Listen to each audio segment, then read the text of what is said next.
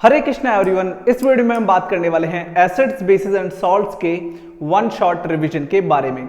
और आज के लेक्चर में हमने 25 क्वेश्चंस लिए हैं जो कि मोस्ट इंपॉर्टेंट रहेंगे आपके एग्जाम पॉइंट ऑफ व्यू से। और इन क्वेश्चंस के अराउंड जितनी भी थ्योरी रहेगी वो मैं आपको एक्सप्लेन करता हुआ चलूंगा एंड आई गारंटी यू कि at the end of the lecture आपको ये पूरा चैप्टर अच्छे से रिवाइज हो चुका होगा। तो चलिए शुरू करते हैं। और आज का अपना पहला क्वेश्चन देखो, mild non corrosive basic salt is. तो यहां पर कौन सा mild non corrosive basic salt है?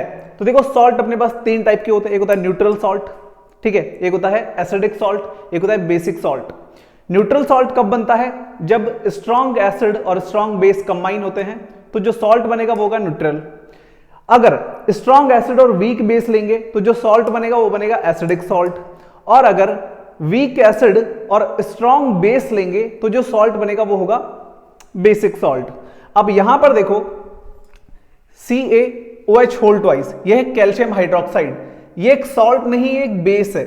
और हमसे बेस थोड़ी ना पूछा उसने, सॉल्ट पूछा है, तो यहां पे ये कैंसिल आउट हो गया। सोडियम हाइड्रोक्साइड ये भी एक बेस है। अब बचा NaCl और NaHCO3। NaCl कब बनता है? NaCl तब बनता है जब HCl और NaOH कंबाइन होते हैं, ठीक है। HCl स्ट्रांग होता है और NaOH भी स्ट्रांग होता है। इसका मतलब यहां पे ये हो गया न्यूट्रल सॉल्ट। तो अब अपने पास बचा सिर्फ एक NaHCO3। ये अपने पास क्या है? एक बेसिक सॉल्ट है। कैसा है? माइल्ड नॉन कोरोसिव है। क्लियर है? सो ये अपने फर्स्ट का आंसर हो गया। NaHCO3 is a mild non corrosive basic salt. Complete है। चलिए नेक्स्ट क्वेश्चन देखिए, on adding dilute sulphuric acid. अब यहां पर हमारे पास क्या है? देखो डाइल्यूट सल्फ्यूरिक एसिड है। डाइल्यूट सल्फ्यूरिक एसिड है, मतलब H2SO4 है, ठीक है। और इसका रिएक्शन हम किसके साथ करा रहे हैं? Containing a metal X। तो यहां पर इस एसिड को आपको एक टेस्ट ट्यूब में डालना है, जिस टेस्ट ट्यूब में एक मेटल है X। अब X क्या है? X एक मेटल है, X एक मेटल है। तो एसिड और मेटल का जब रिएक्शन होता है तो आपकी बुक में आपने एक टॉपिक पढ़ा होगा, केमिकल प्रॉपर्टीज ऑफ एसिड्स, ठीक है। तो जब आप एसिड को मेटल के साथ रिएक्शन कराते हो तो यहां पे बनता है सॉल्ट प्लस हाइड्रोजन गैस, ठीक है। क्या बनता है? Salt plus hydrogen gas. Clear है? अभी देखो यहां पे हमसे क्या पूछ रहा है? A colorless gas is produced when a burning matchstick is brought near it। तो अगर हम इस गैस के पास में बर्निंग मैचस्टिक लेके जाते हैं तो एक कलरलेस गैस प्रोड्यूस होती है और पॉप साउंड क्रिएट होता है। वो मैं इसमें ऐड कर रहा हूं। विच of the following correctly represent metal X। तो यहां पर कौन सी है जो मेटल X होने वाली है? क्या मेटल X सोडियम है, जिंक है, कॉपर है या सिल्वर है? तो देखो सिल्वर और कॉपर बिल्कुल भी पॉसिबल नहीं है। रीजन, सिल्वर और कॉपर ये दोनों हाइड्रोजन से नीचे आते हैं। कहां पे नीचे आते हैं? एक्टिविटी सीरीज में। एक्टिविटी सीरीज आपको याद होगी, करीना, कार मांगे, अल्टोजैन फरारी, फिर भी है क्यूट, सी और गर्ल। अब इस एक्टिविटी सीरीज को आप देखो, हाइड्रोजन कहां आ रहा है? ये रहा हाइड्रोजन, ये रहा। अब कॉपर जो है वो हाइड्रोजन से नीचे है और सिल्वर भी हाइड्रोजन से नीचे है। तो कॉपर और सिल्वर ये दोनों क्या है? लेस रिएक्टिव है। और जो लेस रिएक्टिव होगा वो हाईली रिएक्टिव को डिस्प्लेस नहीं कर सकता। तो ये दोनों तो हाइड्रोजन गैस प्रोड्यूस नहीं कर सकते। अब बात आती है सोडियम और जिंक में से कौन सा होगा? तो देखो इस सवाल में ये जो दोनों ऑप्शन है ये दोनों ही सही है, ठीक है। ये दोनों ही सही हैं, ठीक है। ये भी सही है और ये भी सही है। अब आप बोलोगे सर लेकिन अगर ऐसा है तो हमें तो टिक तो कोई एक लगाना है। हाँ बिल्कुल, आपको टिक तो कोई एक ऑप्शन लगाना है। अब यहाँ पे प्रॉब्लम क्या हुई है कि ये जो ऑप्शन यहाँ पे क्वेश्चन में गिवन है ये इनकरेक्ट है, ठीक है। क्वेश्चन में यहाँ पर सोडियम है जो कि आपका करेक्ट आंसर है। जिंक के साथ भी हाइड्रोजन गैस प्रोड्यूस होता है। तो अगर सोडियम और जिंक आपको कोई भी मिलता है तो दोनों को आप टिक लगा सकते हो, ठीक है, दोनों में से किसी को भी। अब यहाँ पे जो एक्चुअल में यहां पर इस क्वेश्चन में जो था ये शायद मिसप्रिंट हो गया है। यहां पे सल्फर था, ठीक है, सल्फर। और सल्फर के साथ यहां पे हाइड्रोजन गैस प्रोड्यूस नहीं होगी, ठीक है। सो ये वाली चीज यहां पे करेक्ट कर लेना एक, ठीक है। और अगर जिंक है तो फिर भाई ये भी आंसर हो सकता है और ये भी हो सकता है। ठीक है, क्यों हो सकता है? क्योंकि जिंक जो है वो हाइड्रोजन से ऊपर है और सोडियम भी हाइड्रोजन से ऊपर है। तो अगर ये इन दोनों से ऊपर है तो ये हाईली रिएक्टिव है, तो जो ज्यादा रिएक्टिव है वो लेस रिएक्टिव को तो उसकी जगह से डिस्प्लेस कर ही सकता है। ठीक है, अब रिएक्शन देखो क्या होगी।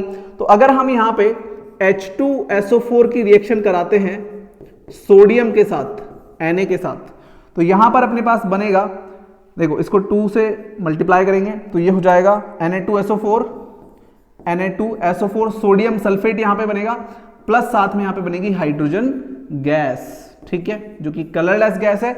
और अगर हम इसके पास में बर्निंग कैंडल या बर्निंग मैच स्टिक लेके जाते हैं तो यहां पे ये पॉप साउंड क्रिएट करता है। ठीक है, क्या क्रिएट करता है?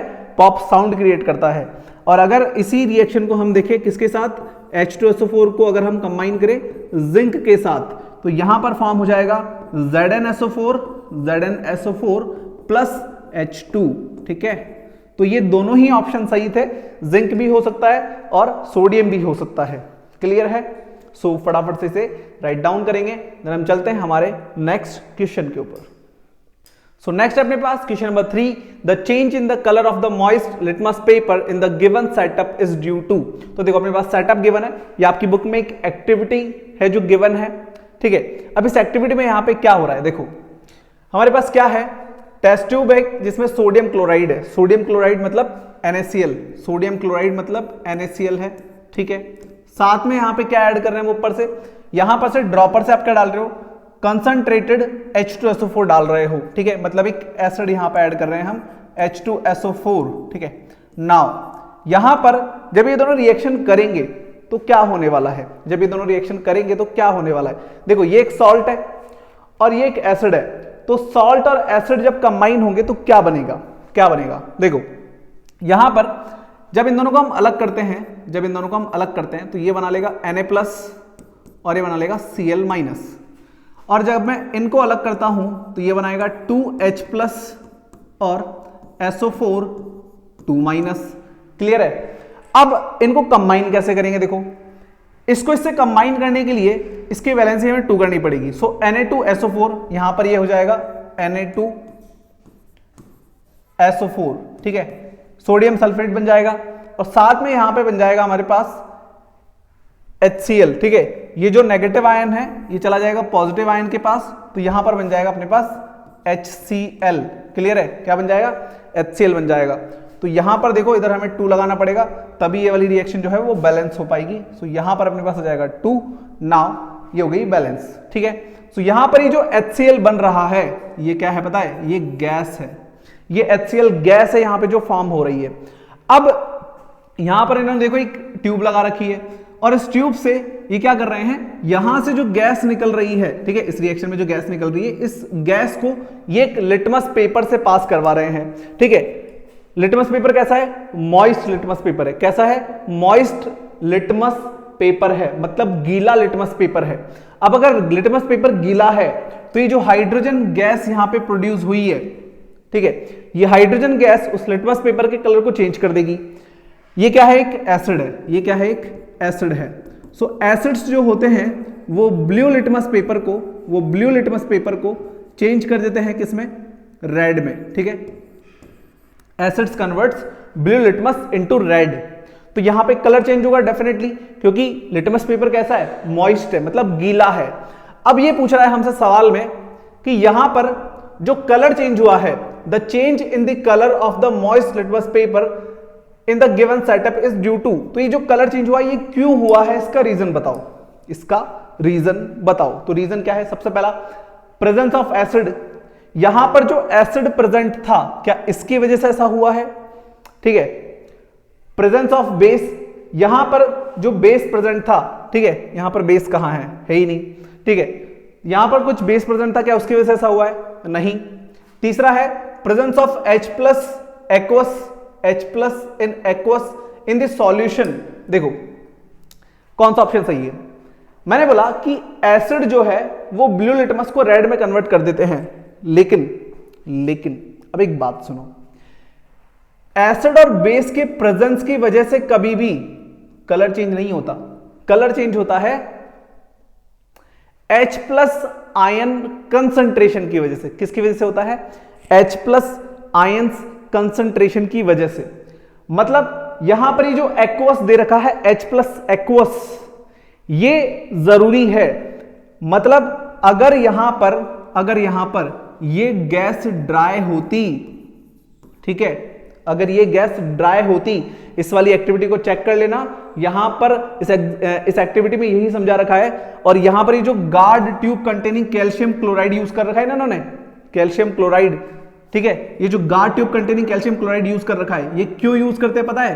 ताकि यहां पे जो गैस निकले ना, इससे जो गैस यहां से पास हो, वो ड्राई गैस निकलनी चाहिए, तभी ये एक्टिविटी सक्सेसफुल होगी। तो यहां पर अगर ये गैस ड्राई हुई और लिटमस पेपर भी ड्राई हुआ, तो यहां पर कोई चेंज नहीं आएगा। अब यहां पर एसिड प्रेजेंट है, लेकिन क्योंकि गैस ड्राई है, या फिर बोल सकते हो लिटमस पेपर ड्राई है, तो कोई चेंज क्रिएट नहीं होगा। इसीलिए एसिड प्रेजेंट है या बेस प्रेजेंट है, इससे कोई फर्क नहीं पड़ता। वहां पर क्या होना जरूरी है? एक्वस फॉर्म होना जरूरी है। एक्वस मतलब लिक्विड फॉर्म होना जरूरी है। H प्लस अलग होना जरूरी है। अगर H प्लस अलग नहीं होगा तो यहां पर कोई कलर चेंज नहीं होगा। तो अपना जो थर्ड वाला ऑप्शन है ये हो जाएगा correct. Only option 3 is the correct. H plus अगर होगा तो ही कलर चेंज होगा, अदरवाइज नहीं होगा। ठीक है, अगर ये गैस ड्राई है, लिटमस पेपर भी ड्राई है, तो वो जो H प्लस आयंस है वो अलग नहीं होंगे, डिसॉल्व नहीं होंगे, ठीक है, और या बोल सकते हो डिकम्पोज नहीं होंगे। तो अगर ऐसा नहीं होगा तो वहां पे कोई भी कलर चेंज नहीं होने वाला। सो अपना option number 3 presence of H plus AQ मतलब एक्वस है इन द सॉल्यूशन, इसी वजह से यहां पर क्या हो रहा है? कलर चेंज शो हो रहा है। अगर ये ड्राई होता तो नहीं होता। चलो नेक्स्ट क्वेश्चन देखो। Anita added a drop each of dilute acetic acid. तो एक तो हमारे पास क्या है? डाइल्यूट एसिटिक एसिड है। एसिटिक एसिड क्या होता है? CH3COOH, ये हो गया अपना एसिटिक एसिड। और दूसरी तरफ अपने पास क्या है? डाइल्यूट हाइड्रोक्लोरिक एसिड है। डाइल्यूट हाइड्रोक्लोरिक एसिड मतलब HCl है। ठीक है, ये दो चीजें हमारे पास है। अब मेरी बात सुनो, ये जो डाइल्यूट HCl होता है, ये जो HCl यहां पर है, अगर हम इसको डिसॉल्व करते हैं तो एक्वस सॉल्यूशन में ये बनाएगा H प्लस और साथ में बनाएगा Cl माइनस। ठीक है, और अगर मैं इसको अलग करता हूं तो ये बनाएगा CH3COO माइनस और बनाएगा H प्लस। अब इन दोनों में फर्क देखो बहुत ध्यान से। यहां पर हमने ये जो डाइल्यूट HCl लिखा है, और जब हमने इसको डिसॉल्व करा तो H प्लस यहां पर आ गया अपने पास और Cl माइनस यहां आ गया। तो जब 100% हाइड्रोजन आयंस क्या हो जाते हैं? अलग हो जाते हैं, तो उसको हम बोलते हैं स्ट्रॉन्ग एसिड। क्या बोलते हैं? Strong acid. तो ये है अपने पास स्ट्रॉन्ग एसिड। ठीक है, और यहां पे हाइड्रोजन आयन टोटली डिसॉल्व नहीं हुआ, यहां पर अभी भी हाइड्रोजन इसमें आ रहा है। भाई हमने H प्लस अलग करा, लेकिन उसके बावजूद यहां पर X है, मतलब यहां पे जो हाइड्रोजन आयंस थे वो टोटली डिसॉल्व नहीं हुए। और जिस एसिड में ऐसा होता है उसको हम बोलते हैं वीक एसिड। ठीक है, क्या बोलते हैं? Weak acid. और एसिड जितना स्ट्रांग होगा उसका पीएच उतना कम होगा। इसका मतलब इसका पीएच जो होगा वो हो जाएगा कम, और एसिड जितना वीक होगा उसका पीएच उतना ज्यादा होगा। मतलब इसका पीएच हो जाएगा ज्यादा। एक यहां पर रिलेशन है किसके बीच में? हाइड्रोजन आयन कंसंट्रेशन और पीएच के बीच में यहां पे एक रिलेशन है। अगर हाइड्रोजन आयन कंसंट्रेशन ज्यादा है, मतलब अगर H प्लस की क्वांटिटी ज्यादा है तो पीएच कम होगा, और पीएच कम होगा तभी तो एसिड होगा। हमारे पास जो पीएच स्केल होता है उसमें 0 से 7 और 7 से 14 तक काउंटिंग लिखी होती है। 0 से 6 के बीच में हम क्या बोलते हैं? एसिड बोलते हैं। ठीक है, और 7 से 14 या 8 to 14 के बीच में क्या बोलते हैं, उसको बेस बोलते हैं। और एग्जैक्ट 7 पे होता है न्यूट्रल। तो मैंने क्या बोला, अगर H+ आयन कंसंट्रेशन ज्यादा है तो pH कम होगा। तो भाई सीधी सी बात है, H+ आयन कंसंट्रेशन किधर कम होगा, इधर की तरफ, इधर जाते जाओगे तो H+ आयन कंसंट्रेशन कम होता जाएगा। जब H+ आयन कंसंट्रेशन, सॉरी, इधर जाने पे H+ आयन कंसंट्रेशन बढ़ेगा, ठीक है। और अगर H+ आयन कंसंट्रेशन कम हो रहा है, इसका मतलब pH बढ़ रहा है। तो अब फर्स्ट वाला ऑप्शन देखो, pH of acetic acid is more, ठीक है, ये रहा एसिटिक एसिड, इसका pH ज्यादा होगा, दैट ऑफ हाइड्रोक्लोरिक एसिड, और इसका pH कम होगा, ठीक है। सो अपना ऑप्शन नंबर ए यहां पर एकदम करेक्ट हो जाएगा। जो वीक एसिड होगा उसका pH ज्यादा होगा, क्योंकि उसमें हाइड्रोजन आयन कंसंट्रेशन कम होगा, ठीक है। जब हाइड्रोजन आयन कंसंट्रेशन कम होता है तो pH ज्यादा हो जाता है। और जो अपने पास यहां पे स्ट्रॉन्ग एसिड है HCl, इसमें हाइड्रोजन आयन कंसंट्रेशन ज्यादा है, तो जब ये ज्यादा होता है तो pH कम होता है, तो इसका pH हो जाएगा कम। क्लियर है? आई होप आपको समझ में आ गया होगा, ठीक है। सो फटाफट से राइट डाउन करो, देन हम चलते हैं हमारे नेक्स्ट क्वेश्चन के ऊपर, क्वेश्चन नंबर 5। चलिए नेक्स्ट देखिए, क्वेश्चन नंबर 5 पे बात करते हैं। In the experiment setup given below, it is observed that on passing the gas produced in the reaction in the following in the solution X, तो यहां पर एक रिएक्शन हो रहा है और अपने पास एक गैस प्रोड्यूस हो रहा है, ठीक है। तो देखो कौन सा गैस बनेगा, पहले ये देख लेते हैं। डाइल्यूट हाइड्रोक्लोरिक एसिड आपके पास है, तो आपके पास एक तो है HCl, ठीक है, साथ में आप क्या ऐड कर रहे हो, सोडियम कार्बोनेट आप ऐड कर रहे हो, सोडियम कार्बोनेट Na2CO3, ठीक है। अब मेरी बात सुनो, चाहे आप यहां पे सोडियम कार्बोनेट ऐड करो, मतलब मेटल कार्बोनेट ऐड करो, या फिर आप यहां पे सोडियम हाइड्रोजन कार्बोनेट ऐड करो, मतलब मेटल हाइड्रोजन कार्बोनेट ऐड करो, दोनों में से कुछ भी ऐड करो, एक ही रिएक्शन यहां पे होने वाली है। तो आपकी बुक में रिएक्शन गिवन है, जब आप एसिड में सोडियम कार्बोनेट या सोडियम हाइड्रोजन कार्बोनेट ऐड करते हो तो आपके पास बनता है एक तो सॉल्ट, तो सॉल्ट यहां पे देखो Na2 और Cl, यहां पर हम 2 लगाएंगे, तो यहां पर फॉर्म होगा 2NaCl, ठीक है, 2NaCl प्लस यहां पे एक बनेगा आपके पास CO2 जो कि आपका गैस हो गया, और एक आपके पास बन जाएगा यहाँ पे H2O, ठीक है। ये 3 चीज यहां पे बनती है। सेम नीचे बनेगा Na और Cl कंबाइन होकर बना लेगा NaCl, तो ये आपका सॉल्ट हो गया, प्लस कार्बन डाइऑक्साइड यहां पे आपका गैस फॉर्म हो जाएगा, और साथ में यहां पे वाटर, तो दोनों में सेम रिएक्शन होने वाला है। तो सबसे पहली बात हमें ये पता चल गई कि यहाँ पे कौन सी गैस रिलीज हो रही है, CO2 गैस रिलीज हो रही है, ठीक है। सो कार्बन डाइऑक्साइड ये जो गैस है इसको हम कहां ऐड कर रहे हैं, एक सॉल्यूशन है हमारे पास X, ठीक है, इस सॉल्यूशन में ऐड कर रहे हैं। अब आगे देखो, the solution X first turns milky, तो जब हम यहां पर कार्बन डाइऑक्साइड गैस पास करते हैं यहां से, तो यहां पर ये हो जाता है मिल्की, ठीक है, मिल्की सॉल्यूशन हो जाता है यहां पे, और एंड देन कलरलेस। और कॉन्टिन्यूसली जब आप ऐसा करते रहोगे, CO2 ऐड करते रहोगे, तो ये हो जाता है कलरलेस, ठीक है, ये हो जाता है कलरलेस। तो यहां पर क्या हो रहा है, देखो बात समझो, बहुत ध्यान से देखेंगे। कार्बन डाइऑक्साइड गैस यहां पे जो निकल रहा है, इसका पहचान करने के लिए हम यहां पे लाइम वाटर यूज करते हैं। क्या यूज करते हैं, लाइम वाटर।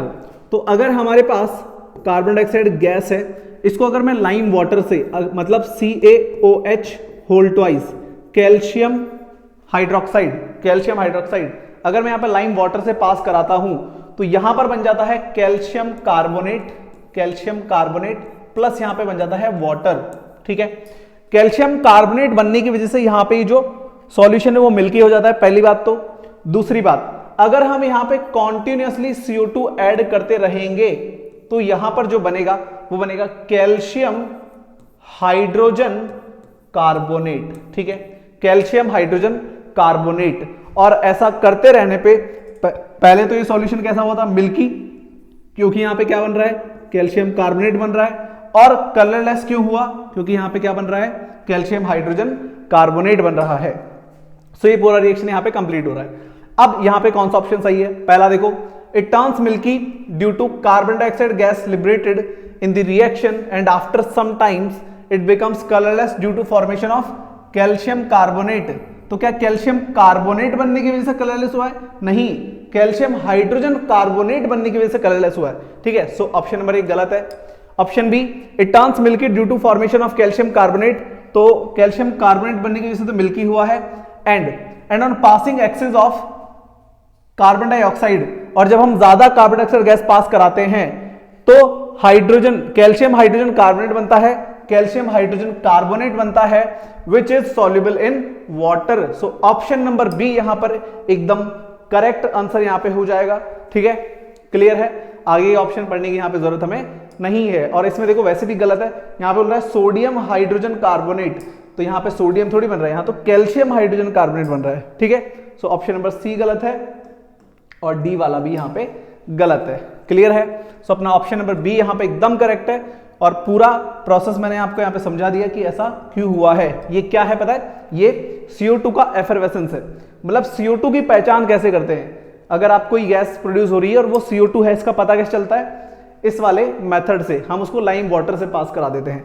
और अगर हाइड्रोजन गैस है तो उसका एफरवेसेंस क्या होता है, हम वहां पर उसको सोप सॉल्यूशन से पास कराने के बाद में बर्निंग कैंडल के पास लेके जाते हैं, और जब बर्निंग कैंडल गैस के पास लेके जाते हैं तो वहां पर एक पॉप साउंड क्रिएट होता है जो हाइड्रोजन गैस का एफरवेसेंस है। क्लियर है, सो फटाफट से इसे राइट डाउन करो, फिर बात करते हैं हम क्वेश्चन नंबर 6 के ऊपर। क्वेश्चन नंबर 6 देखिए, द टैब,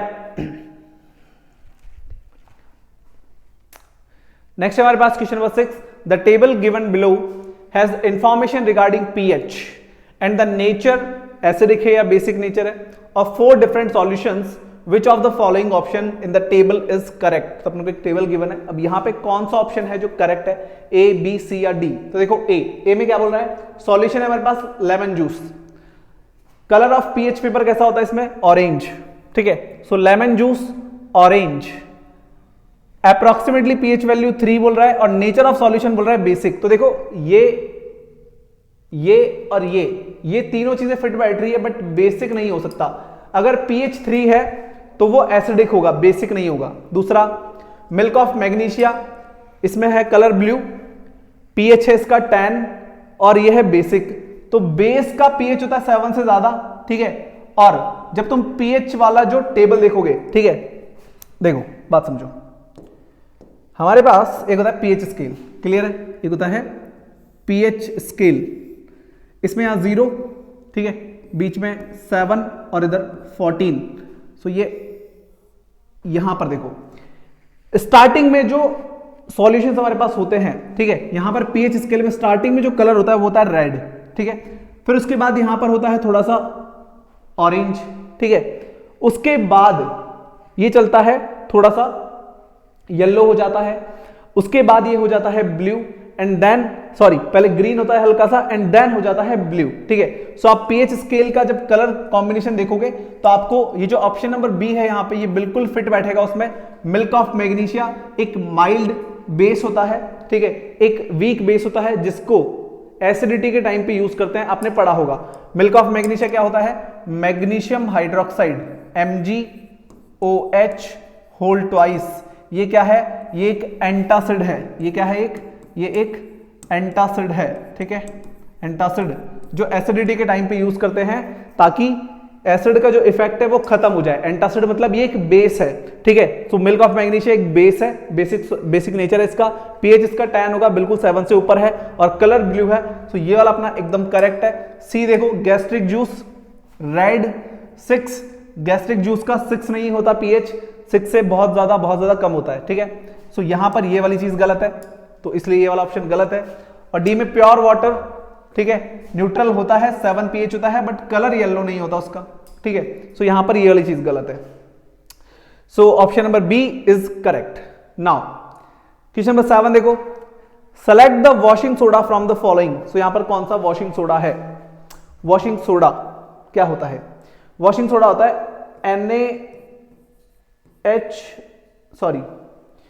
Na2CO3.10H2O, ठीक है, ये होता है वॉशिंग सोडा। Na2CO3.10H2O ये होता है वॉशिंग सोडा। सो NaHCO3 गलत है, ठीक है। Na2CO3.5H2O गलत है। Na2CO3.10H2O option number C is the correct. और NaOH हमारे पास एक बेस होता है, तो ये तो बिल्कुल ही गलत है, ठीक है। अब यहां पर जैसे मैंने आपको बोला कि मैं आपको थ्योरी रिवाइज करवाता हुआ चलूंगा, तो देखो Na2CO3.10H2 ये हमारे पास जो है 10H2 ये क्या है, इसको बोलते हैं वाटर ऑफ क्रिस्टलाइजेशन, इसको बोलते हैं वाटर ऑफ क्रिस्टलाइजेशन, ठीक है, वाटर ऑफ क्रिस्टलाइजेशन। ये क्या होता है, इसका डेफिनेशन होता है fixed number of water molecules present in one formula unit of salt, fixed number of water molecules present in one formula unit of salt is known as water of crystallisation, ठीक है। सो हर salt के साथ कुछ amount of water यहां पे connected होता है, इसको हम बोलते हैं वाटर ऑफ क्रिस्टलाइजेशन, ठीक है। इसी टाइप से यहां पर एक होता है अपने पास CaSO4.12H2O, ठीक है, जिसको हम POP बोलते हैं, और अगर CaSO4.2H2O है तो उसको हम जिप्सम बोलते हैं, क्लियर है। सो यहां पर ये जो वाटर कनेक्टेड है इसको हम बोलते हैं वाटर ऑफ क्रिस्टलाइजेशन, ठीक है। सो ये आपके लास्ट वाले टॉपिक्स में गिवन है बुक में, तो क्लियर है, ये अपना आंसर हो गया इसका Na2CO3.10H2O। नेक्स्ट देखो baking soda is a mixture of, तो देखो बेकिंग सोडा, यहां पर बेकिंग सोडा नहीं आएगा, ठीक है, इस क्वेश्चन में थोड़ी सी गड़बड़ी, यहां पे बेकिंग पाउडर आएगा, ठीक है, क्या आएगा, baking powder. So baking powder is a mixture of, baking soda नहीं है इधर, बेकिंग पाउडर है। So baking powder is a mixture of sodium carbonate and acetic acid, नहीं, गलत है, ठीक है, गलत है। Sodium carbonate and tartaric acid ये सही हो सकता है। Sodium hydrogen carbonate baking soda ये गलत है, ये वाला सही है, ठीक है। सोडियम कार्बोनेट ये तो हमारा क्या हो गया, ये तो हो गया Na2CO3, और Na2CO3 तो वॉशिंग सोडा होता है, ठीक है। सो ये वाला गलत था, ये वाला सही है, सोडियम हाइड्रोजन कार्बोनेट NaHCO3, ठीक है। इसमें जब हम एक माइल्ड एडिबल एसिड ऐड करते हैं जिसमें टार्टरिक एसिड होता है तो हमारे पास क्या बनता है, हमारे पास बनता है बेकिंग पाउडर, ठीक है। और option number D sodium hydrogen carbonate and acetic acid, acid में आपके पास टार्टरिक ही रहेगा जो कि एक माइल्ड एडिबल एसिड है, ठीक है। सो अपना option number C is correct. Next देखो the chemical formula of plaster of Paris gypsum से बनता है, अभी भी बताया था, CaSO4.12H2, ठीक है, ये रहा। सो ये अपना फॉर्मूला है CaSO4.12H2O, कौन सा ऑप्शन है, ये हो गया जिप्सम का, तो ये गलत है, ये भी गलत है, ये अपना करेक्ट आंसर है, और ये गलत है, ठीक है। CaSO4.12H2O, CaSO4.12H2O is the correct answer, ठीक है। ये POP का फॉर्मूला अपना कैसे बनता है, अपने पास एक होता है जिप्सम CaSO4.2H2O जब इसको हीट किया जाता है तो यहां पे बन जाता है CaSO4.12H2O, और यहां पे 1.5 H2O या वाटर मॉलिक्यूल्स क्या हो जाते हैं, डिटैच हो जाते हैं, अलग हो जाते हैं, और यहां पर ये बनता है। अब जो POP होता है उसको यूज कहां पे किया जाता है, ठीक है, प्लास्टर ऑफ पेरिस को यूज कहां किया जाता है, डेकोरेटिव आइटम्स बनाने में, ठीक है, डेंटल क्लिनिक वाले इसको यूज करते हैं, और सरफेसेस को स्मूथ बनाने में, ठीक है, टॉयज बनाने में, स्टैचूज बनाने में, इन सब में POP का यूज किया जाता है, जो कि आपको बेसिकली पता होना चाहिए, ठीक है। नेक्स्ट देखिए identify the basic salt from the following salts. So हमें बेसिक सॉल्ट निकालना है। बेसिक सॉल्ट का मतलब हो गया कि यहां पर जो बेस है वो हमें स्ट्रांग लेना है, ठीक है, और जो एसिड हम लेंगे यहां पे वो वीक होना चाहिए। तो देखो फर्स्ट Na2CO3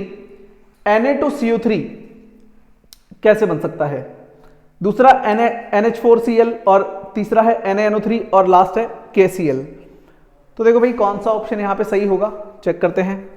KCl, क्या KCl सही हो सकता है, नहीं। KCl कैसे बना होगा, KCl बना होगा HCl प्लस KOH, ठीक है, इससे बना होगा KCl, और साथ में यहां पे बन गया वाटर। तो ये भी स्ट्रांग है और ये भी स्ट्रांग है, तो दोनों स्ट्रांग है, तो ये तो हो गया न्यूट्रल, ठीक है, ये हो गया न्यूट्रल।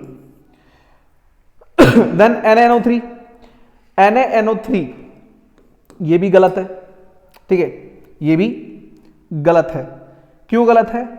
ये बना है हमारा किससे? एक तो आप यहां पर ले लो, देखो NaOH और एक ले लो HNO3, ठीक है।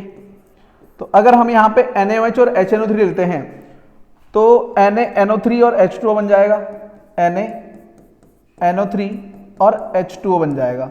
अभी जो HNO3 है ये स्ट्रॉन्ग एसिड है, वो स्ट्रॉन्ग बेस है, वापस से न्यूट्रल, ठीक है। सो यहां पर ये भी न्यूट्रल होगा, ये भी न्यूट्रल होगा।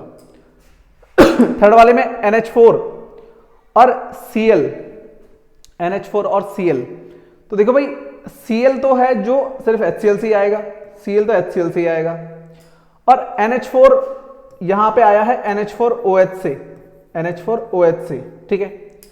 सो यहां पर बन जाएगा अपने पास NH4Cl और साथ में H2O। अब यहां पर ये जो NH4Cl बना है ये स्ट्रॉन्ग है, ठीक है, और ये क्या है? ये है वीक।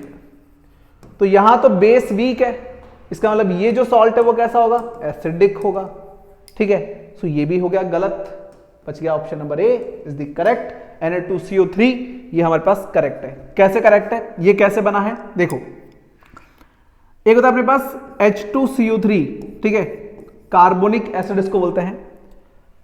जब ये डिसॉल्व होता है तो ये बनाता है H+ और HCO3, मतलब यहां पे टोटली हाइड्रोजन आयन डिसॉल्व नहीं होते, मतलब ये वीक एसिड होता है, ठीक है।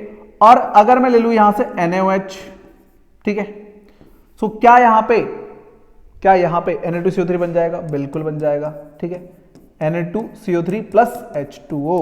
तो ये हो गया अपना बेसिक सॉल्ट। क्लियर है? तो डिटेल में मैंने आपको चीजें समझा दी कि ऐसा यहां पे क्यों और क्या हुआ है। क्लियर है? चलिए फटाफट से राइट डाउन करिए, फिर बात करते हैं हम हमारे नेक्स्ट क्वेश्चन नंबर 11 के ऊपर। आगे बात करते हैं क्वेश्चन नंबर 11 के ऊपर। क्वेश्चन नंबर 11 अपने पास, identify gas A in the following experiment. तो देखो ये सेटअप आपकी बुक में गिवन है, इसमें जो टॉपिक है वो है मेटल का रिएक्शन विद एसिड, या बोल सकते हो एसिड का रिएक्शन विद मेटल।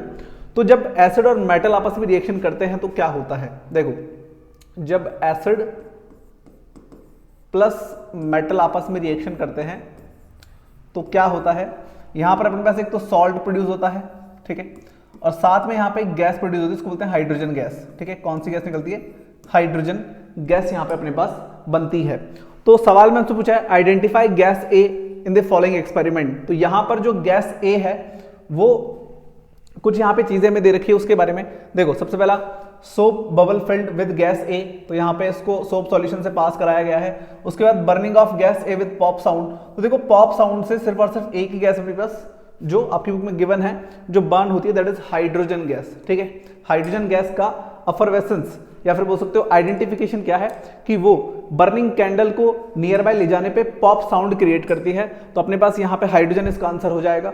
अब यहाँ पर 3-4 रिएक्शंस हैं जिनको थोड़ा डिटेल में देख लेते हैं, ठीक है। तो सबसे पहली बात, एसिड अपने पास कौन सा है? सल्फ्यूरिक एसिड है, तो H2SO4 अपने पास एसिड हो गया, ठीक है। मेटल में अपन क्या डाल रहे हैं? जिंक ग्रेन्यूल्स, मतलब आपके पास जिंक मेटल है। नाउ ये एक तरीके का डिस्प्लेसमेंट रिएक्शन होगा। डिस्प्लेसमेंट रिएक्शन क्या होता है? The reaction in which highly reactive element displace a less reactive element from its salt. तो जिंक जो है वो हाइड्रोजन से ज्यादा रिएक्टिव है, तो वो हाइड्रोजन को डिस्प्लेस कर देगा, खुद जाके अटैच हो जाएगा। तो यहां बन जाएगा ZnSO4 और साथ में यहां पे बन जाएगी H2 गैस, ठीक है। तो यहाँ पे जो हाइड्रोजन गैस निकलती है उसको सबसे पहले सोप सॉल्यूशन से पास ऑन कराते हैं, और जैसे इसको पास ऑन कराते हैं तो जो बबल्स बनते हैं उनके पास में जब बर्निंग कैंडल लेके जाते हैं तो पॉप साउंड क्रिएट होता है यहाँ पे, जो कि हाइड्रोजन गैस का एक आइडेंटिफिकेशन है, पहचान है, ठीक है। और आपको यहाँ पे थोड़े से बबल्स फॉर्म होते हुए दिखेंगे, वो क्या है? वो हाइड्रोजन गैस ही है, जिसकी वजह से बबल्स यहाँ पे देखो अंदर टेस्ट ट्यूब में बबल्स आपको फॉर्म होते हुए दिख रहे हैं। अब ये तो था एसिड का, क्या बेस के साथ भी सेम रिएक्शन होता है? क्या बेस भी यहां पे हाइड्रोजन गैस प्रोड्यूस करेगा? तो देखो NaOH, लेट ये हमारे पास बेस है, ठीक है, और यहां पे हमने एक सेम जिंक मेटल इसमें ऐड कर दिया। तो अगर मैं सोडियम हाइड्रोक्साइड बेस लेता हूं और उसमें जिंक ग्रेन्यूल्स डाल देता हूं तो क्या होने वाला है? सो देखो यहां पर भी सेम चीज होगी, क्या हाइड्रोजन गैस प्रोड्यूस होगी, ठीक है। सो यहां पर भी हाइड्रोजन गैस प्रोड्यूस होने वाली है। अब हाइड्रोजन गैस तो बन जाएगी, उसके अलावा जो सॉल्ट बनेगा वो इंपॉर्टेंट है, उसका नाम इंपॉर्टेंट है, ठीक है। तो यहाँ पे कौन सा सॉल्ट बनने वाला है, सो यहाँ बनेगा, देखो पहले तो H2 बनाने के लिए इधर 2 लगाना पड़ेगा, तभी तो H2 होगा इधर, ठीक है। हाइड्रोजन गैस तभी निकलेगी जब इधर 2 हाइड्रोजन होंगे। सो नाउ अपने पास बनेगा अब Na2 ZnO2, ठीक है। ये अपने पास बनेगा Na2ZnO2, और यहां पर ये जो सॉल्ट बन रहा है, यहां पर ये जो सॉल्ट बन रहा है इसका नाम है सोडियम जिंकेट, ठीक है। ये यहां पे अपने पास सॉल्ट प्रोड्यूस हो रहा है, सोडियम जिंकेट। सो ये नाम आप याद रखेंगे, इंपॉर्टेंट है। आपको ऑब्जेक्टिव में ये नेम देके इसका नाम आपसे पूछ सकता है, या फिर क्वेश्चन देके इसका फॉर्मूला आपसे पूछ सकता है, ठीक है। सो आपको ये पता होना चाहिए। सो Na2ZnO2 इज सोडियम जिंकेट, क्लियर है। चलो जी आगे बात करते हैं।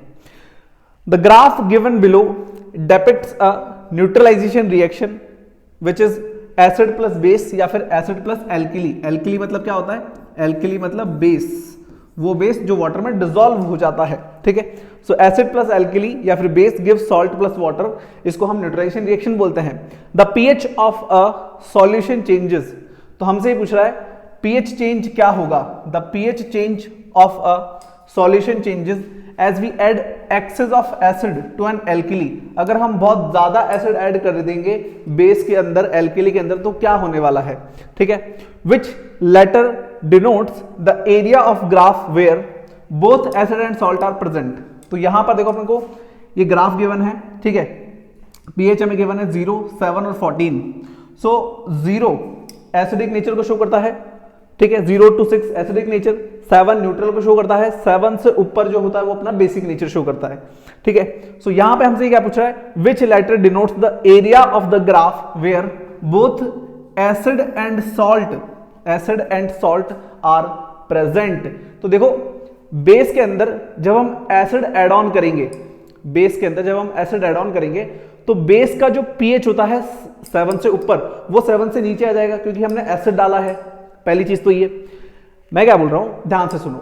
जैसे ही हम बेस में एसिड ऐड करेंगे, बहुत ज्यादा एसिड ऐड करेंगे, तो उसका जो पीएच 7 होता है, 7 से ऊपर होता है, वो 7 से पहली बात तो नीचे आ जाएगा। जैसे ही 7 से नीचे आ जाएगा वहां पे कुछ सॉल्ट प्रोड्यूस होगा, acid plus base give salt, ठीक है। और कुछ अमाउंट में वहां पे एसिड रहेगा अपने पास। तो यही पूछ रहा है कि कहां पर एसिड और सॉल्ट दोनों प्रेजेंट है। तो देखो 7 से नीचे पीएच सिर्फ यहां शो हो रहा है, ठीक है, जहां पर डी पॉइंट है।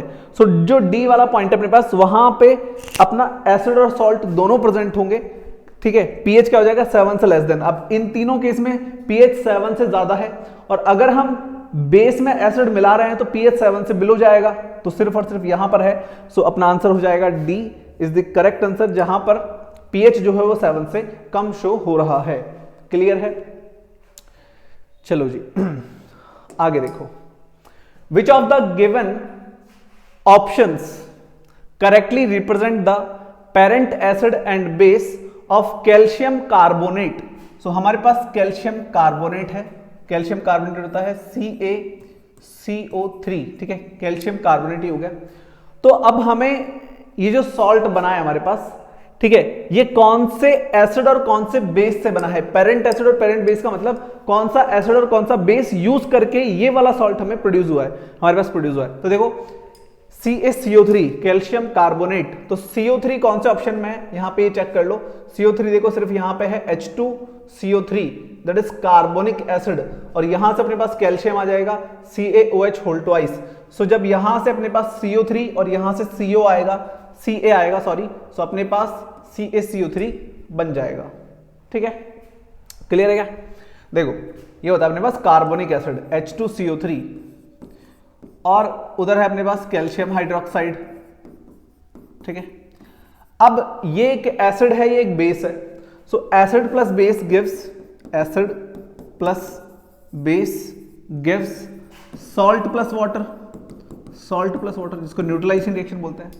तो वाटर बना दो, पहले एक काम करो, वाटर बना दो H2O। तो H2O बनाने के लिए यहां से 2 हाइड्रोजन गए, इधर से 2 ऑक्सीजन गए, इधर से 2 हाइड्रोजन और 1 ऑक्सीजन गया, इधर से ये दोनों हाइड्रोजन गए, CaCO3 बनाना है हमें, CaCO3, तो यहां से C और यहां से CO3, तो यहां पर देखो अपने पास H, इसके आगे 2 लग जाएगा बस, ये लो हो गया वैलेंस, ठीक है, ये वैलेंस भी हो गया। तो ये रिएक्शन होगी और यहां से हमें क्या मिल जाएगा, CaCO3 जो सॉल्ट है वो by using CaOH whole twice और H2CO3 को यूज करके हमें मिल जाएगा। क्लियर है? तो ऐसे आपको पेरेंट एसिड और पेरेंट बेस निकालना आना चाहिए अगर आपको सॉल्ट का नाम पता है या फिर फॉर्मूला पता है तो। नेक्स्ट देखो, how will you protect yourself from the heat generated while diluting a concentrated acid. तो देखो अब यहां पर जो टर्म्स यूज हुई है इनका थोड़ा सा मतलब समझ लेते हैं। डाइल्यूटिंग अ कंसंट्रेटेड एसिड, तो भाई देखो एसिड जो होते हैं अपने पास वो होते हैं 2 टाइप के, ठीक है, एसिड या बेस दोनों कुछ भी बोल लो। एक एसिड होता है अपने पास डाइल्यूट, ठीक है, और एक एसिड होता है अपने पास कंसंट्रेटेड। अब इन टर्म्स का मतलब क्या है?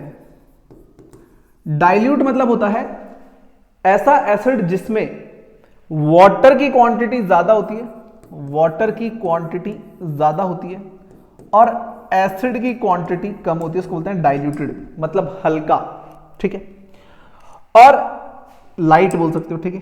कंसंट्रेटेड मतलब होता है गाढ़ा, मतलब स्ट्रॉन्ग, डेंसर, ठीक है। तो कंसंट्रिक एसिड, कंसंट्रिक आएगा इधर, मैंने क्या लिख दिया,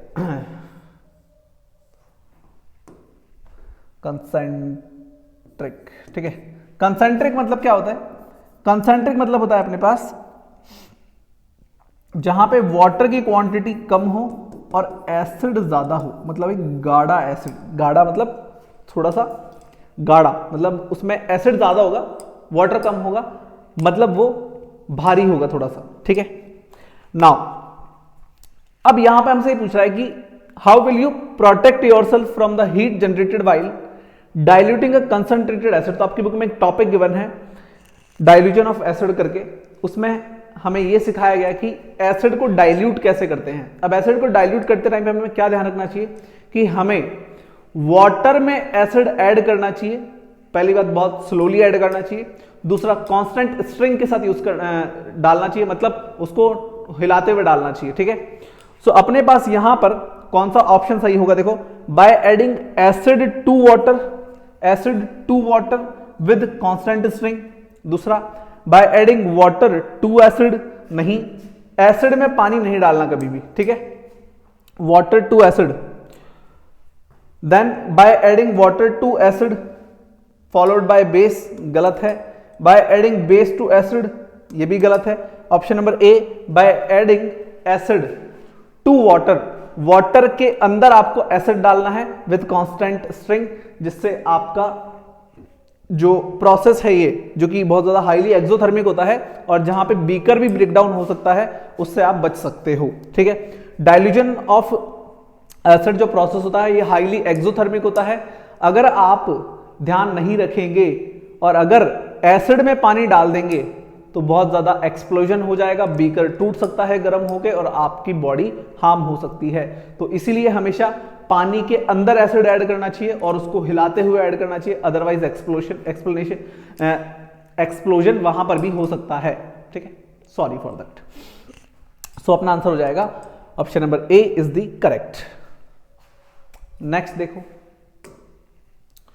इन which year is concentration of hydrogen ion is highest. तो देखो हमसे क्या बोल रहा है, कंसंट्रेशन ऑफ हाइड्रोजन आयन। तो मैंने आपको इन प्रीवियस क्वेश्चंस एक बात कर दी अपन ने कि concentration of hydrogen ion, concentration of hydrogen ion जहां पर ज्यादा होता है, ठीक है, हाईएस्ट पूछा ना, जहां पर ज्यादा होता है वहां पर पीएच जो होता है वो लो होता है, ठीक है। तो पीएच जहां पे लो है वहीं पे हाईएस्ट हाइड्रोजन आयन का कंसंट्रेशन रहने वाला है। तो पीएच अपना सबसे ज्यादा लो है 2002 में, ठीक है। सो अपने पास 2002 इज द करेक्ट आंसर, जहां पे कंसंट्रेशन ऑफ हाइड्रोजन आयन सबसे ज्यादा होगा क्योंकि वहां पर एसिड प्रेजेंट है, ठीक है, और जहां पे एसिड होता है वही तो H+ आयन प्रोड्यूस होते हैं, ठीक है। नेक्स्ट देखो, सो नेक्स्ट अपने पास question number 16, Vinay observe that the strain of curry on a white shirt becomes reddish brown when soap is scrubbed on it. तो कभी कभी हम खाना खा रहे होते हैं और जो हमारे व्हाइट कपड़े होते हैं उन पे अगर सब्जी धुल जाती है तो उस टाइम पे वो थोड़ा सा कलर दिखाता है, मतलब येलो, रेड येलो थोड़ा सा कुछ हो जाता है, ठीक है। और जैसे ही हम उसमें साबुन लगाते हैं तो वहां पर एक कलर चेंज होता है, ठीक है, उस दाग के ऊपर, जो कैसा होता है, रेडिश ब्राउन हो जाता है। Now but it turns yellow again when the shirt is washed with penalty of water. और जैसे ही हम पानी से धोते हैं तो उसके बाद में वो वापस कैसा हो जाता है, येलो हो जाता है। What might be the reasons for this observation. तो इसका रीजन क्या है, रीजन क्या है, देखो रीजंस में अपने को 4 चीजें दे रखी है। पहला, soap is acidic in nature, नहीं बिल्कुल गलत है, soaps are basic in nature. तो ऑप्शन नंबर 2 यहां पर जो है वो सही है, ठीक है। अब जहां पर 1 आ रहा है वो तो वैसे ही कैंसिल हो जाएगा, so option number A is wrong, option number C is wrong. अब बी एंड डी में से कौन सा करेक्ट है उसको आगे स्टडी करते हैं। Turmeric is a natural indicator which gives reddish tinge in bases. तो साबुन लगाने पे तो रेड हुआ था ना, तो option number C is the correct, मतलब ये वाला अपना करेक्ट हो गया, थर्ड वाला। सो अब सेकंड और थर्ड जहां पर है ऑप्शन नंबर बी, ये हो जाएगा अपना एकदम करेक्ट, ठीक है, क्लियर है। अब मेरी बातें सुनो, कुछ इंपॉर्टेंट बातें कर लेते हैं इंडिकेटर्स के बारे में। सो टर्मरिक क्या एक नेचुरल इंडिकेटर है। तो भाई इंडिकेटर क्या होता है, इंडिकेटर हमें ये बताता है कि कोई सब्सटेंस एसिड है या बेस है, ठीक है। इंडिकेटर क्या बताता है कि कोई सब्सटेंस जो है वो एसिड है या बेस है। अब हमने ये तो पढ़ा है कि acids are sour in taste, bases are bitter in taste, लेकिन हर चीज को टेस्ट करके थोड़ी ना पता लगाते रहेंगे, है ना। पता चले कुछ उल्टा सीधा टेस्ट कर लिया और पहुंच गए ऊपर, है ना, तो ऐसी चीजें नहीं होनी चाहिए।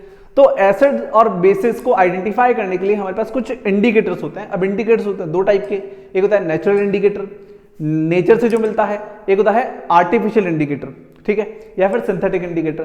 तो जो नेचुरल इंडिकेटर उसमें टर्मरिक आ जाता है, ठीक है, लेकिन अपने पास एक होता है आर्टिफिशियल इंडिकेटर जिसके अंदर 2 नेम आपकी बुक में गिवन है, बहुत ही फेमस से। सबसे पहला है मिथाइल ऑरेंज और दूसरा है फिनोफ्थैलिन, ठीक है, मिथाइल ऑरेंज और फिनोफ्थैलिन। तो ये 2 नाम आप याद रखो जो कि अपने पास एक सिंथेटिक इंडिकेटर के हैं, ठीक है, पूछ सकता है इसके बारे में आपसे। और तीसरे अपने पास जो होते हैं वो होते हैं all factory indicators. All factory indicators क्या होते हैं, ऐसे इंडिकेटर्स जो स्मेल या ऑर्डर चेंज करके बताते हैं कि कोई सब्सटेंस एसिड है या बेस है, उनको हम बोलते हैं ऑल फैक्ट्री इंडिकेटर्स, ठीक है। सो इंपॉर्टेंट कॉन्सेप्ट था ये, इसलिए हमने थोड़ा सा इस पे बात कर लिया, ठीक है। सो इंडिकेटर्स अपने पास 3 टाइप के होते हैं, नेचुरल इंडिकेटर जो कि बाय नेचर मिलते हैं हमें, दूसरा सिंथेटिक इंडिकेटर जो कि लैब में बनाए जाते हैं जिसमें एक मिथाइल ऑरेंज है और दूसरा फिनोफ्थैलिन है। देन अपने पास आते हैं ऑल फैक्ट्री इंडिकेटर्स जो कि स्मेल चेंज करके या ऑर्डर चेंज करके हमें बताते हैं कि कोई सब्सटेंस एसिड है या बेस है। ऑन दी अदर हैंड अगर मैं ऑल फैक्ट्री इंडिकेटर्स के एग्जांपल्स की बात करूं तो आपकी बुक में एक एक्सपेरिमेंट गिवन है जिसमें अनियन, क्लोव ऑयल और वनीला एसेंस, ठीक है, ये आते हैं तीनों जो कि आपके ऑल फैक्ट्री इंडिकेटर्स के एग्जांपल्स हैं। क्लियर है, चलो आगे देखो। In which of the following setup would the bulb glow. तो यहां पे कौन से सेटअप में हमारा बल्ब ग्लो होने वाला है, चलो जी देखो सेटअप देखो। तो यहां पर सेटअप में बल्ब, स्विच सब कुछ है। डिफरेंस कहां पर है, सारे के सारे सेम है, डिफरेंस है हमारे पास सॉल्यूशन में। तो यहां पर हमारे पास है डाइल्यूट HCl, ठीक है, फर्स्ट वाले में HCl है। तो जहां पर एसिड है वहां पर आयंस फॉर्म होंगे H+ और Cl-, और जैसे ही आयंस फॉर्म होंगे तो उनके फ्लो होने पे चार्जेस फ्लो होंगे, मतलब चार्जेस फ्लो होंगे तो करंट फ्लो होगा। मतलब जहां पर फर्स्ट वाला है वो अपना आंसर हो सकता है। तो फर्स्ट वाला कहां आ रहा है, फर्स्ट A, B और D में आ रहा है, ठीक है, तो C तो अपना आंसर हो नहीं सकता। अब यहां से देखो शुगर सॉल्यूशन, क्या शुगर सॉल्यूशन में करंट पास होगा, नहीं, ये करंट फ्लो नहीं करेगा, ठीक है। दूसरा अल्कोहल इन वाटर, क्या यहां पे होगा, नहीं, यहां भी नहीं होगा। अब अपने पास आ जाता है सेकंड और थर्ड, जहां पर है उसको काट दो, सेकंड वाला यहां पर आ रहा है और सेकंड वाला यहां आ रहा है, तो ये कट गया, ठीक है। तो अपने पास बचा सिर्फ और सिर्फ ऑप्शन नंबर बी। सो यहां पर अपने पास लाइम वाटर दे रखा है तो इसमें अपने पास करंट फ्लो हो जाएगा, ठीक है। ऑप्शंस को नेग्लेक्ट करने की सोचा करो, ठीक है, मतलब थोड़ा सा दिमाग लगाओ और सोचो कि मैं कौन सा ऑप्शन कट कर दूं, ये तो बिल्कुल आंसर में आएगा ही नहीं। जैसे जैसे आप ऑप्शंस को एलिमिनेट करते जाओगे आपको समझ में आ जाएगा कि यार ये दो ऑप्शन है इनमें से जो बिल्कुल एकदम आपको लगेगा कि हाँ मेरी नॉलेज के हिसाब से ये सही है, आप उसको टिक करो, आपका आंसर 90% टाइम सही होगा, ठीक है। टिक द करेक्ट के लिए बता रहा हूं मैं ये, ठीक है। सो ऑप्शंस को एलिमिनेट करना होता है, तब हमें पता चलता है कि सही आंसर तक कैसे पहुंचना है। चलो भाई आगे देखो, the table given below shows the reaction of few elements with acids and bases to evolve hydrogen gas. Hydrogen gas produce हो रही है भाई, हाइड्रोजन गैस प्रोड्यूस हो रही है, amazing. Element A B C D, acid अपने पास, base है नहीं, एसिड बी जो एलिमेंट है वो एसिड और बेस दोनों में क्या दे रहा है आपको, हाइड्रोजन गैस दे रहा है। ऑप्शन सी में एसिड दे रहा है, बेस नहीं दे रहा। ऑप्शन डी में दोनों दे रहे हैं वापस से। अब अपने को which of these elements form amphoteric oxide, तो यहां पर कौन से हैं जो एम्फोटेरिक ऑक्साइड होंगे। अब पहली बात तो मुझे पता होना चाहिए कि एम्फोटेरिक ऑक्साइड होते क्या हैं। अगर मुझे यही नहीं पता कि व्हाट आर एम्फोटेरिक ऑक्साइड्स तो मैं ये सवाल कर ही नहीं सकता। नाउ तो सुनो, एम्फोटेरिक ऑक्साइड होते क्या है। ऐसे ऑक्साइड्स जो एसिडिक और बेसिक दोनों बिहेवियर शो करते हैं उनको हम बोलते हैं एम्फोटेरिक ऑक्साइड। ऐसे मेटल ऑक्साइड्स जो एसिडिक और बेसिक दोनों नेचर शो करते हैं उनको हम बोलते हैं, क्या बोलते हैं, एम्फोटेरिक ऑक्साइड्स बोलते हैं, ठीक है। सो अब यहां पर देखो, एसिड और बेस दोनों में टिक कहां कहां पर है, एक तो इधर है और एक इधर है, ठीक है, यहां पे। सो अपने पास option number B and D is correct, ठीक है। बी और डी जहां पे आ रहा है, अब इन दोनों में ही आ रहा है तो कोई सा भी लगा दो, ठीक है। हो सकता है इस क्वेश्चन को लिखने में थोड़ी बहुत गड़बड़ी हो गई हो। बाकी एम्फोटेरिक ऑक्साइड यहां पे मेन चीज थी जो मैंने आपको बता दी कि ऐसे मेटल ऑक्साइड, वैसे मेटलिक ऑक्साइड कैसे होते हैं, बेसिक इन नेचर होते हैं, ठीक है। Metallic oxides are basic in nature, but जो एम्फोटेरिक ऑक्साइड्स होते हैं वो साथ में एसिडिक इन नेचर भी होते हैं, ठीक है, एसिडिक इन नेचर भी होते हैं। ऐसे मेटलिक ऑक्साइड जो एसिडिक और बेसिक दोनों होते हैं, और इनके दो एग्जांपल आपकी बुक में गिवन है। पहला जिंक ऑक्साइड और दूसरा क्या था, कैल्शियम ऑक्साइड, याद नहीं आ रहा यार। दूसरा क्या था, जिंक और कॉपर ऑक्साइड होगा शायद, ठीक है। एक बार चेक कर लेना, याद कर लेना, ठीक है। जिंक ऑक्साइड और कॉपर ऑक्साइड आपके पास यहाँ पे दो टाइप के आपको क्या गिवन है, हाँ आ गया याद, एल्यूमिनियम ऑक्साइड और जिंक ऑक्साइड, ठीक है। एल्यूमिनियम ऑक्साइड और जिंक ऑक्साइड, ये दो टाइप के आपको यहां पर क्या गिवन है, एम्फोटेरिक ऑक्साइड आपकी बुक में एग्जांपल विद रिएक्शंस गिवन है, ठीक है। चलो भाई आगे देखो, A student puts a drop of acetic acid first on blue litmus paper। तो भाई एसिड को आप ड्रॉप कर रहे हो कहां, ब्लू लिटमस पेपर पे। तो एसिडिक एसिड को जब ब्लू लिटमस पेपर पे डालोगे तो वो क्या हो जाएगा, रेड हो जाएगा। And then on red litmus paper, तो रेड पे डालोगे तो रेड से तो रेड होगा नहीं, तो रेड तो पहले से ही है, ठीक है। सो यहां पे no change. He would observe that first the red litmus paper turns colorless। नहीं, गलत है। The red litmus paper turns blue, गलत है। There is no change in the red litmus paper and the blue litmus paper turns red, ये बिल्कुल सही बात बोल रहा है, और ऑप्शन डी गलत हो जाएगा। There is no change in the blue litmus paper, ऐसा हो ही नहीं सकता। एसिड्स जो होते हैं वो ब्लू लिटमस पेपर को रेड में कन्वर्ट करते हैं और बेसिस रेड को ब्लू में कन्वर्ट करते हैं, ठीक है। Now which of the following is use for dissolution of gold. Gold को डिसोल्यूट करने के लिए किसका यूज किया जाता है भाई, गोल्ड को डिसोल्यूट करने के लिए एक्वारेजिया का यूज किया जाता है। जो क्या होता है इसके बारे में अपन डिटेल में बात कर लेते हैं। एक्वारेजिया देखो, अगर मैं हाइड्रोक्लोरिक एसिड ले लूं और नाइट्रिक एसिड ले लूं, ठीक है, HNO3, अगर मैं इन दोनों को ले लूं अलग अलग, एक मान लो एक बीकर में ये है, एक बीकर में ये है, अगर जिस बीकर में HCl है उसमें मैं गोल्ड डालूं, गोल्ड को कुछ नहीं होगा, इसमें भी कुछ नहीं होगा। लेकिन अगर मैं इन दोनों को मिला के और एक लिक्विड बना दूं जिसको हम बोलते हैं एक्वारेजिया, कैसे बनता है, जिसमें 3 parts of HCl and 1 part of HNO3, 3 parts of HCl और 1 पार्ट ऑफ HNO3, और साथ में ही यहां पे एक चीज याद रखनी है, कंसेंट्रिक, ठीक है, कंसंट्रेटेड होना चाहिए, ठीक है, और ये भी कंसेंट्रिक होना चाहिए, ठीक है, कंसेंट्रिक एसिड होनी चाहिए दोनों,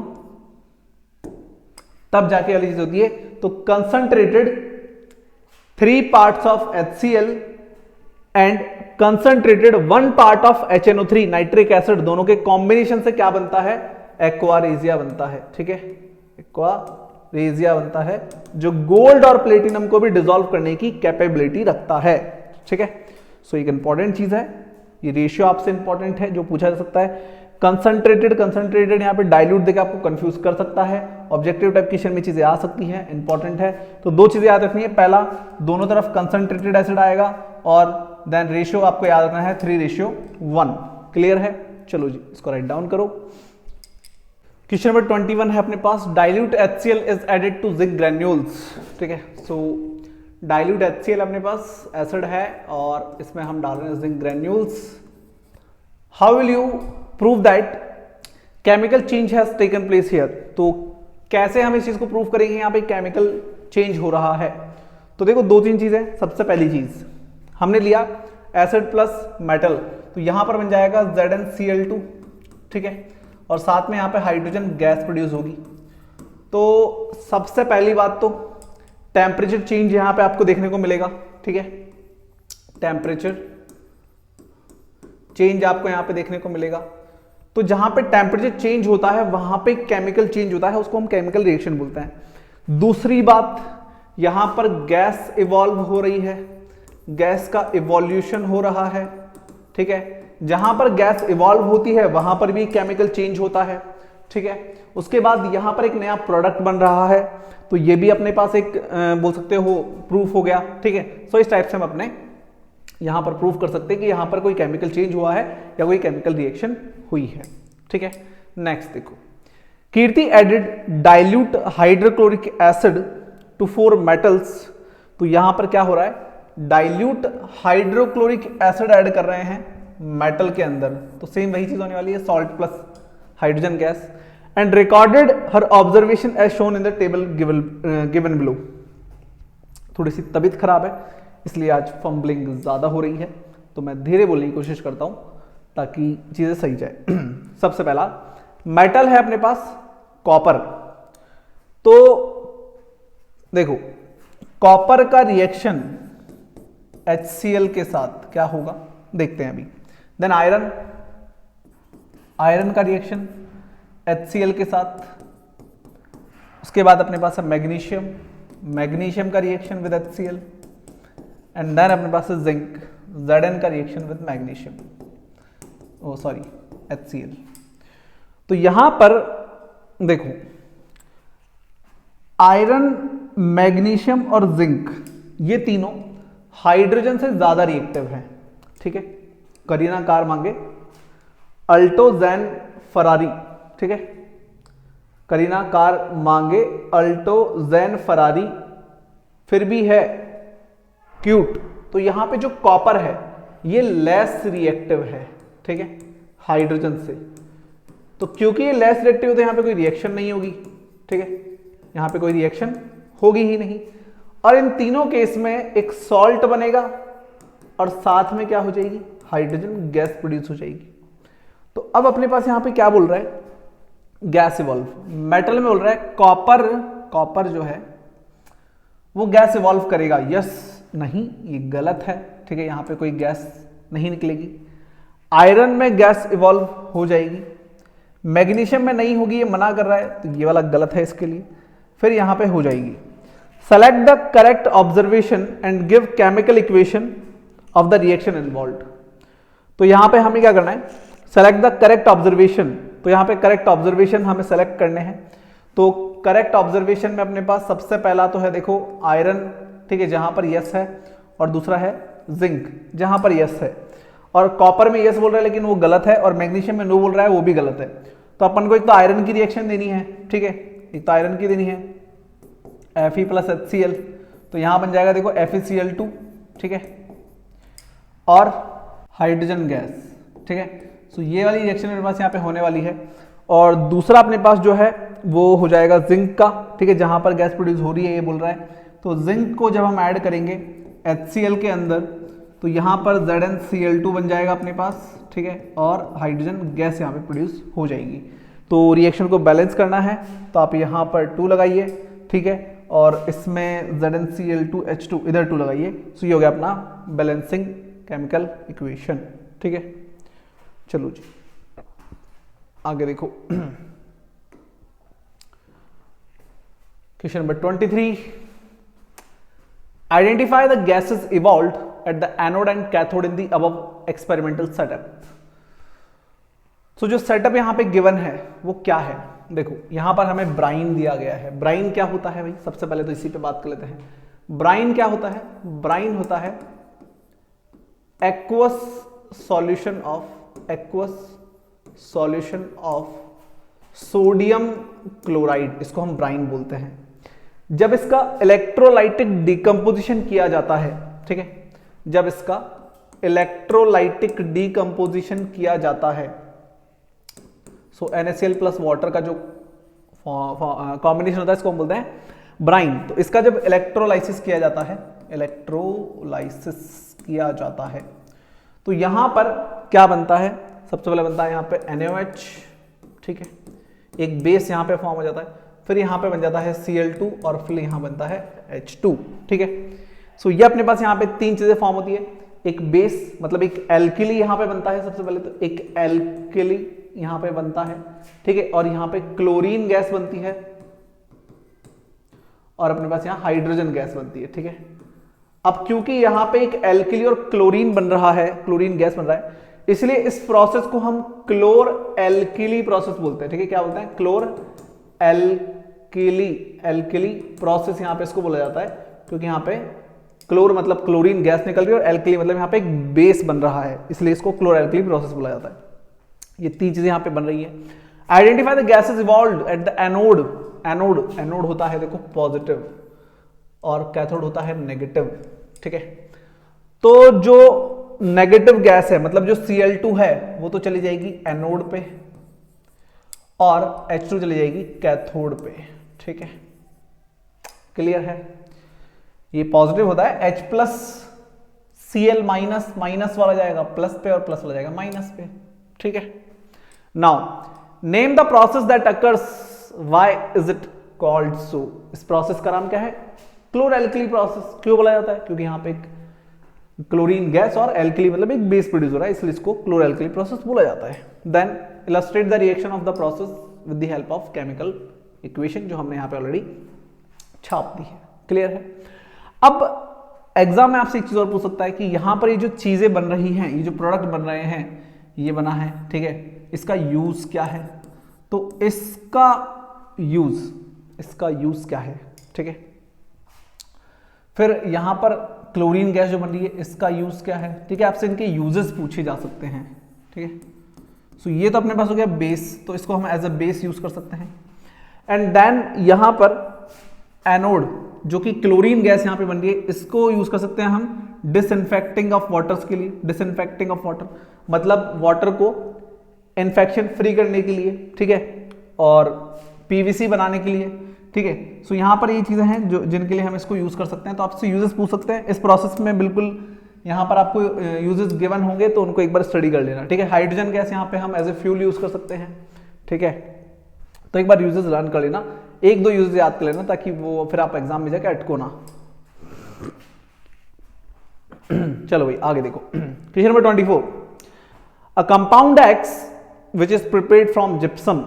तो एक कंपाउंड है X जो कहां से बन रहा है, जिप्सम से बन रहा है। जिप्सम क्या होता है, जिप्सम होता है CaSO4.2H2, ये जिप्सम होता है, ठीक है। A compound X which is prepared from gypsum has the property of hardening when mixing with proper quantity of water. Identify X. तो देखो जब हम इसको हीट करते हैं तो अपने पास यहाँ पे बनता है CaSO4.12H2O जिसको हम बोलते हैं POP, प्लास्टर ऑफ पेरिस, और साथ में यहाँ पे 1.5 H2O अलग हो जाता है। ठीक है, सो यही हमारा X है जो कंपाउंड यहाँ पे गिवन है। Identify X and right the chemical formula. Chemical formula हमने लिख दिया। State the difference in chemical composition between baking soda and baking powder. Baking soda जो बनता है, केमिकल कंपोजिशन की बात कर रहे हैं ना कि बनते कैसे हैं, तो डिफरेंस बताना उसमें। तो बेकिंग सोडा जो बनता है वो बनता है आपका किस किस से। एक तो आप ले लो यहां पर देखो, एक तो आप ले लो वाटर, ठीक है, एक ले लो आप CO2, एक ले लो आप NH4, और एक आप यहां पे ले लो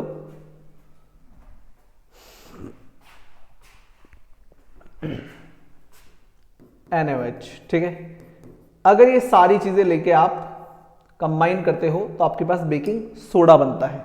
ठीक है, ये चार इसके मेन कंपोनेंट है जो आपसे एग्जाम में पूछे जा सकते हैं कि कौन से दो मेन कंपोनेंट है।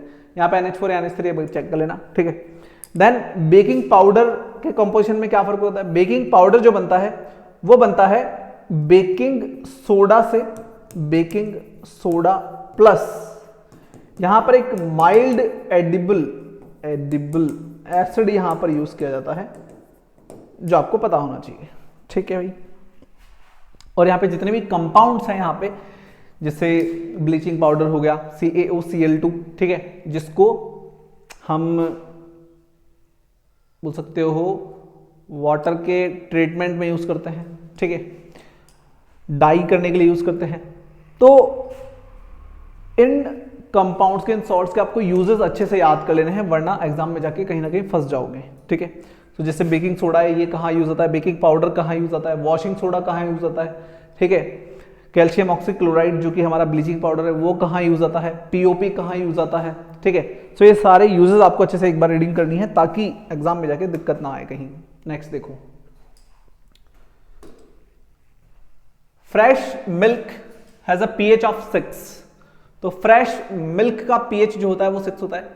When it changes into curd will its pH increase और डिक्रीज। तो देखो मिल्क का pH क्या है, मिल्क का जो pH है वो कितना है, 6 है।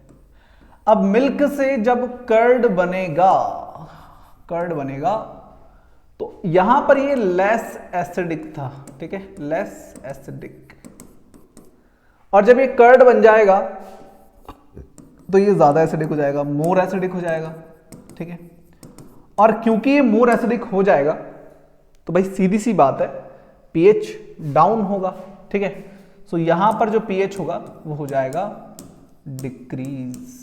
ठीक है, सो यहां पर pH डिक्रीज होगा।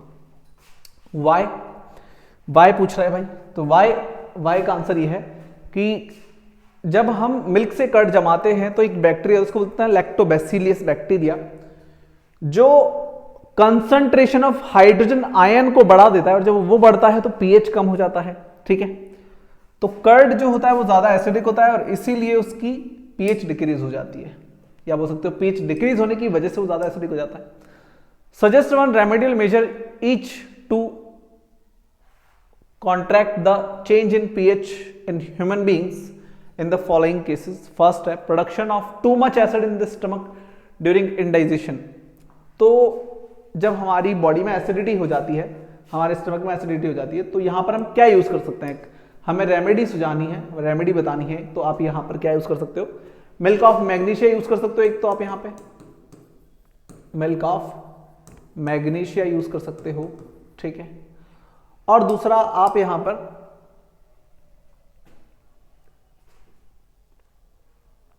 क्या यूज कर सकते हो, इनो तो बेसिकली आप जानते ही हो।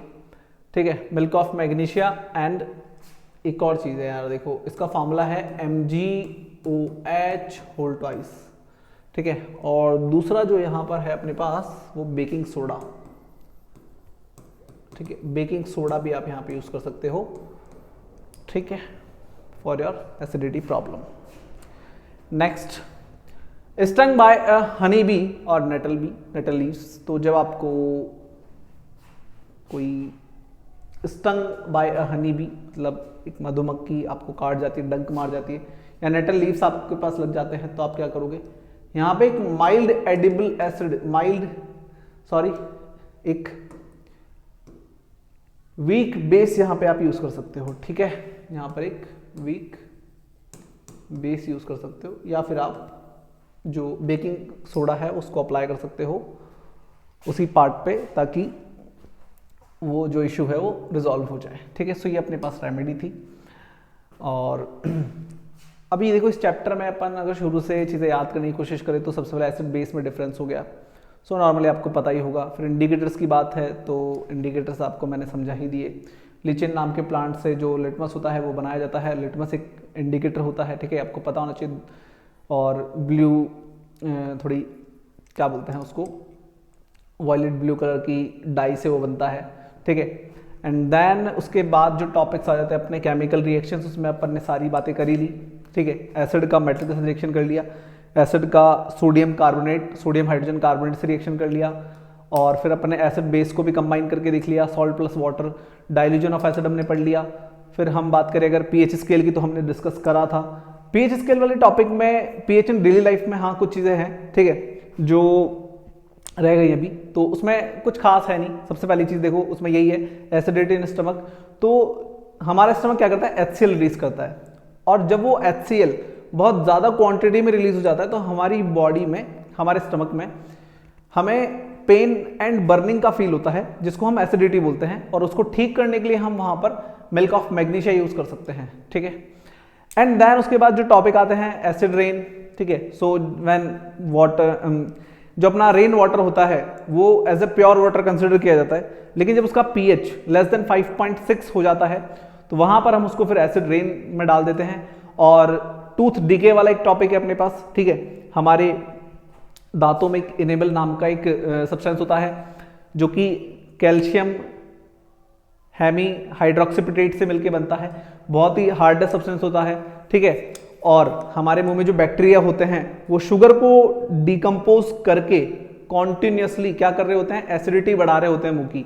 इसलिए हमें रोजाना ब्रश करना चाहिए, एक बेसिक नॉर्मल बेस जिसमें ऐड हो ऐसा टूथपेस्ट यूज करना चाहिए, जिससे हमारी मुंह का पीएच जो है वो बैलेंस में रहे। जैसे ही हमारे माउथ का पीएच लेस देन 5.5 होता है, हमारे माउथ में टूथ डिके स्टार्ट हो जाता है। ठीक है, और फिर इसके बाद पीएच इन सॉइल के बारे में है। जो किसान होते हैं वो क्या करते हैं, फर्टिलाइजर्स और डिकम्पोजर्स यूज करते हैं ताकि हमेशा पीएच क्या रहे, बैलेंस में रहे, क्योंकि एक सर्टेन पीएच में ही जो हमारी क्रॉप्स हैं वो हमें एक अच्छा प्रोडक्शन देती हैं।